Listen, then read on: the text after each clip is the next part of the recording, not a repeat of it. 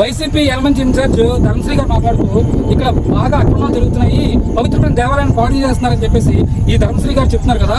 ఒక్కసారి నేను చూపించే ఇది చూడండి, ఒకసారి రాజకోట గ్రామానికి ఆపోజిట్ చూడండి, ఒకసారి మన రాజకోట రోడ్డుకి ఆపోజిట్. ఇది లోపలికి ఉంది, ఎవరికి కనిపించదు, మొత్తం ద్రౌపారేశారు. ఇందాక మీకు ఒకసారి అటు సైడ్ చూపించాను, ప్రజెంట్ ఇటు సైడ్ చూడండి.